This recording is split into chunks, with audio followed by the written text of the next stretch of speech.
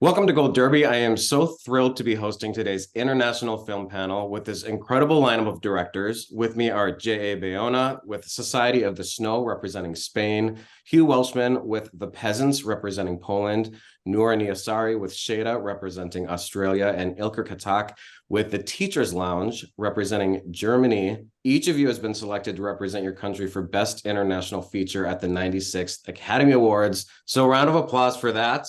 Congratulations. Thank you. I'm curious for each of you. You all come from such different regions and areas. What was the film or filmmaker that had the biggest impact on you at an early age? Whether it was a movie, a director, or even an actor that sort of made you see the magic in movies and made that light bulb go off in your head that maybe I want to do this one day. J.A., I'll start with you. I don't know if the movie that had the biggest impact, but the first memory in my life was a shot from a movie.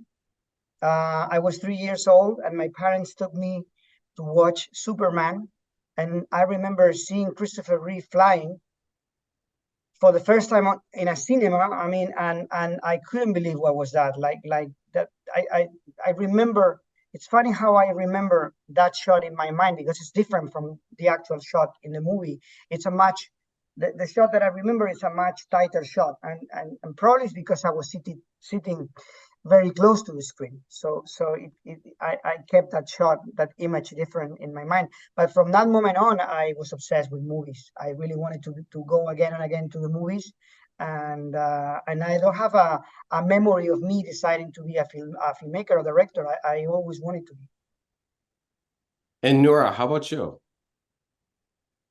Yeah, I mean, growing up in Australia, as an Iranian girl, my mother was always really encouraging of connecting with our culture, and part of that was going to Brisbane Film Festival and seeing the latest Iranian films. So, I think the first film that I saw in the cinema was Children of Heaven by Majid Majidi, which is one of the filmmakers of the Iranian New Wave. And, after that, it was The Mirror by Jafar Panahi and Where is the Friend's House by Abbas Kiarostami. So it was really, a series of films from the Iranian New Wave that sparked an interest in storytelling and filmmaking from an early age, but also like a connection to culture because we were so far away from our homeland, and those films allowed me to feel connected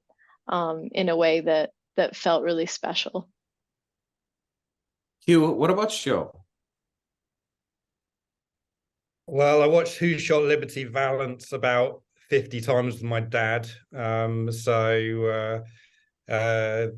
was probably the film I watched most when I was a kid. Classic Westerns, really. I think Neil by Mouth, the Gary Oldman film that he directed, his one and only directorial outing, really affected me. I think before that, I wanted to do like gritty documentaries. And the fact that, you had this incredibly tough story and this very personal story and this just incredibly beautiful cinematography of this area of South London, which, it was shot in the 1990s and it was based on his childhood in the 1980s. But wow, it's a grim area and they made it look so beautiful. And I was so moved by that film that I think that was the point where I thought I want to do fiction films.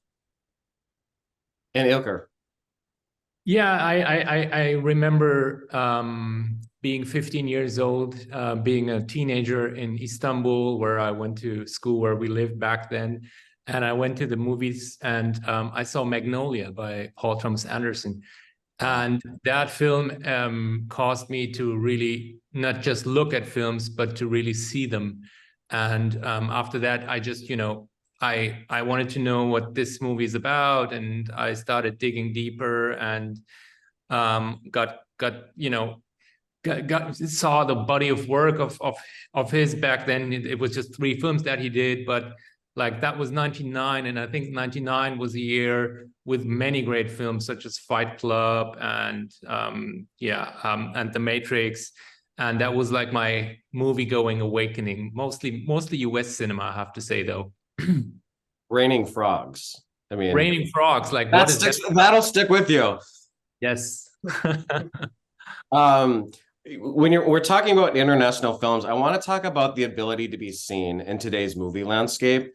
What are some of the biggest challenges or hurdles that you have to overcome just to be recognized or even finance? And do you see any shift happening that makes it easier or more difficult to be recognized in the film industry?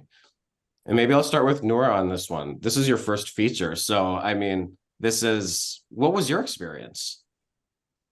Yeah, I mean, we're so fortunate in Australia. We do have, government funding for cinema and television. And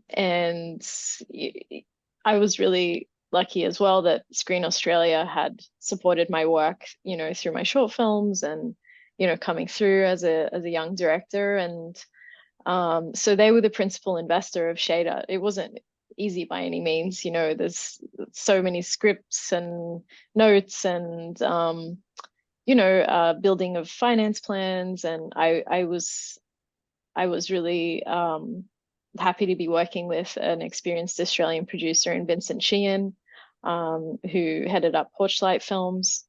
And it was a challenge in some ways because it was a majority Farsi language speaking film, and we didn't have any headline cast attached when we financed the film. And so I think part of the challenge of financing the film was really allowing investors and distributors and partners to believe in my vision without those things, without English language, without headline cast. And so it's a testament to the investors, 51 Fund, Screen Australia, Big Screen, that we were able to get this project off the ground. But honestly, I was very fortunate. It only took around 8 months to finance, and that was incredible. Although the writing process took way longer, like 5 years. So I think so much of it is about having a really, really solid script and clear vision, especially as a first-time director, and also having champions such as Kate Blanchett. Kate Blanchett's company came on board just before we went out to market, so that also gave confidence to people to become a part of Shayda and the journey. So but yeah, it is a fortunate situation in Australia, and not all Australian films get that kind of support. And yeah, it's a wonderful thing when they do, because it's very hard to get independent films off the ground anywhere in the world.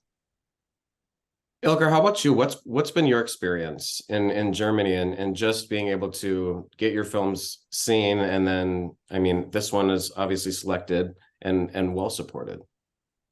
Yeah, I mean, nowadays there's a lot of filmmakers around, and I think the biggest challenge is to really write something profound and write something that is good, actually. Like there is a lot of, like, you need to stick out in a way.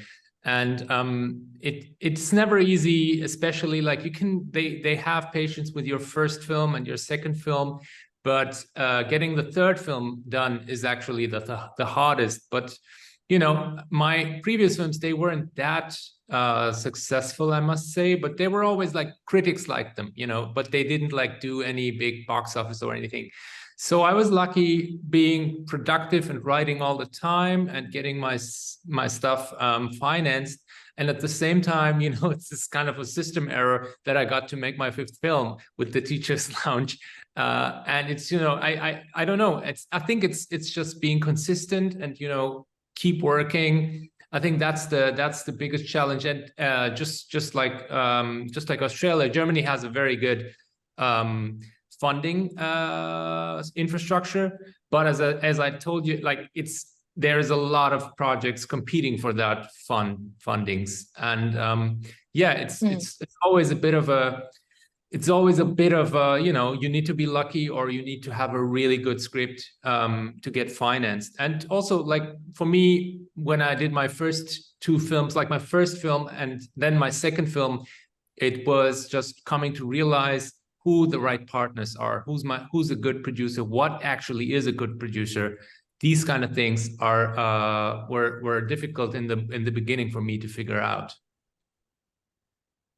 You won an Oscar for Best Short, and you were nominated for Best Animated Feature with Loving Vincent. How does that impact? What was your life like before and after that in terms of what you were able to do? Well, you know, after I won the Oscar, you would have thought it was going to be easier. But then we decided, me and my wife, as first-time directors, to do Loving Vincent, which was the world's first fully oil-painted feature film. And everyone thought that we were mad, or it was a vanity project. And we ended up having 113 financing meetings. It took us 7 years to make the film. We moved flats 20 times during that period, like moving around because of financial instability. So yeah, that was pretty hard to put together. And so having the Oscar didn't seem like it. I mean, it got me to meet lots of people. It was part of my filmmaking experience and got me to Poland. So that's partly the reason I went back to Poland, was because of the Oscar. I met my wife, which is, of course, the most important thing in life. And then, you know, Loving Vincent, which people were very skeptical about, went on to do $42 million at the box office. It was the most successful Polish film of all time at the international box office. And so after that, we were like, yeah, how can we support you? And so for the Peasants, for this one, we're like, it's going to be so much easier this time.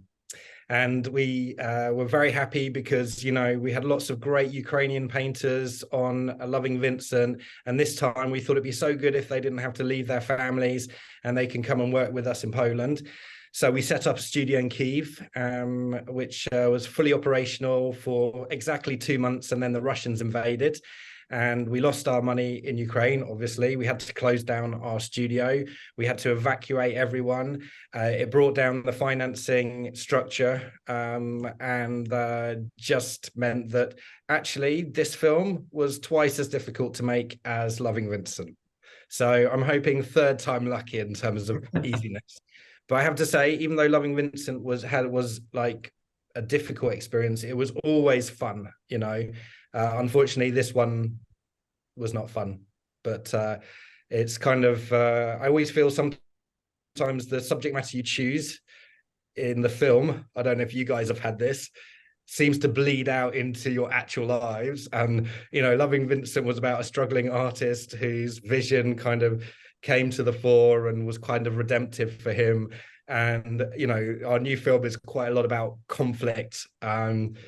Yeah, our experience was mired in conflict in many ways. So yeah, does anyone else have that whatever film you're making, your life seems to reflect what's in your film? Or maybe, I hope not. I don't know. I haven't seen all of your other films. Maybe, yeah, you know, sometimes I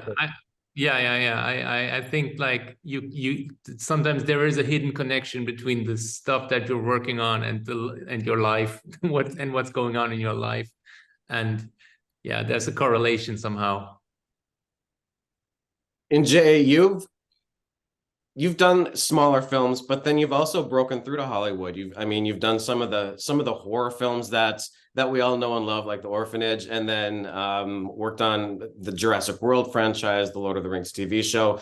So you've been on both sides of the spectrum. What was it that kicked that door down for you, where you were able to move on to that next level of getting visibility? And how do you think international films are today being recognized?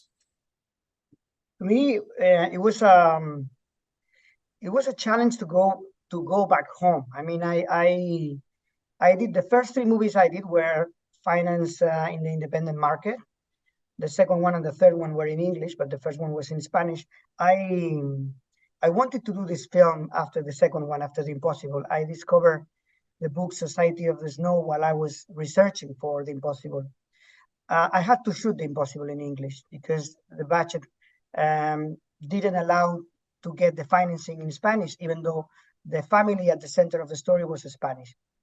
When we bought the rights for Society of the Snow, we definitely decided that we were going to shoot it in Spanish or we will never shoot it, which basically almost happened because it's been since 2009 that we've been trying to shoot this film in Spanish. The independent market didn't allow us to do the film for the theaters. We shot it with Netflix, even though they are bringing the film to some select theaters. But there was no other way to shoot this film in a different language than in Spanish, and that's kind of like it's a shame that there's a ceiling in the market, especially nowadays that people is a lot more used to subtitles and having, as you said, like a successful career in Hollywood. But it was impossible to shoot this film in Spanish until Netflix arrived. So I think that the best international film in the Oscar is a very important tool to allow the people to get close to these films. You know, that I think it's important. We really want to tell our stories in our language. You know, and in that sense, I think this category is very important.